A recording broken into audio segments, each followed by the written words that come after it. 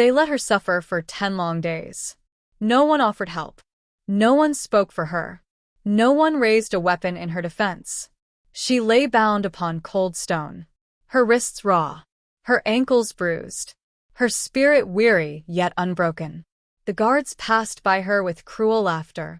They tossed scraps of stale bread beside her, yet never within reach. They poured buckets of water over her head not to ease thirst, but to shock her into further misery. Still she endured. She stared upward toward the high ceiling of the dungeon. Her eyes held no tears, only burning resolve. She whispered a vow each night. I will not beg. I will not crumble. I will rise again. The kingdom above bustled with daily life. Merchants shouted. Children laughed. Music echoed through the market square. Yet beneath their joyous feet a soul suffered. Few knew. Fewer cared. She had been accused of treason though no proof had been offered. She had spoken truth that frightened those in power. So they silenced her through chains. They called her a danger. They called her a liar. Yet truth does not die through shackles. On the 10th day footsteps approached her cell that did not belong to any guard. They were lighter, more cautious, slow. She lifted her head with effort. A figure stepped into faint torchlight. A human dressed in worn leather. Dust clung to his boots. His face bore fresh bruises as if he had fought his way through more than one obstacle. His eyes met hers. No cruelty. No pity. Only fierce determination. He knelt beside her. His voice soft yet steady. I came for you. She studied his features. She had never seen him before. Yet something in his presence stirred faint memory. She spoke through dry throat. Why? He answered without pause. Because no one else would. Because 10 days is too long for any soul to suffer. He pulled a blade from his belt. Its edge simple yet sharp. He slid it beneath her wrist bindings. With one strong motion he cut them. Blood rushed through her numbed hands, sending sharp pain through her arms. She winced yet did not cry out. He freed her ankles next. He helped her sit up. She swayed. He held her steady. Who are you? She asked. He smiled faintly. A friend. She narrowed her eyes. I do not recall earning friendship. He nodded. Perhaps not. Yet you have earned respect. He reached into a satchel across his back. He produced a flask. He held it to her lips. She drank greedily. Water flowed like sweet salvation. He gave her dried meat next. She ate slowly. Strength trickled back through weary limbs. He stood and offered his hand. Can you walk? She placed her palm in his. She rose with effort. Her legs shook. He wrapped one arm around her waist. He guided her toward the door.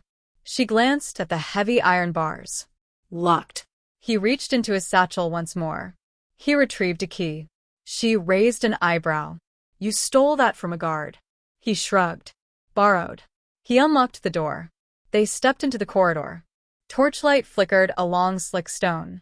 The scent of damp moss and rust filled the air. She looked at him. Why risk your life? He answered without hesitation. Because injustice left unanswered grows like disease. Because I could not walk peacefully knowing you suffered here alone. They moved through shadowed halls. Twice they heard guards approaching. He pressed her against the wall, shielding her with his body. His breath steady. His heartbeat strong against her shoulder. She waited silent. Guards passed unaware. They reached a stairwell leading upward. Light spilled faintly from above. She hesitated. They will hunt us. He nodded. Let them. She felt a surge of new fire within her chest. She straightened. Her steps grew firmer. He watched her with approval. They emerged into a narrow alley beyond the dungeon entrance. Night cloaked the city. Stars glittered. Cool breeze brushed against her face. After 10 days of stale dungeon air, the scent of open sky felt like rebirth. Where now? She asked. He pointed toward distant hills beyond the city walls. Freedom. She shook her head. They will pursue us. He met her gaze. Then we will fight. She stared at him. You know nothing of me. Yet you stand ready to bleed for me. He smiled again. I know enough. I saw how they spoke of you. I saw fear in their eyes when your name was spoken. Only truth stirs such fear. She felt something stir within. Not love. Not yet. But trust. A rare flame.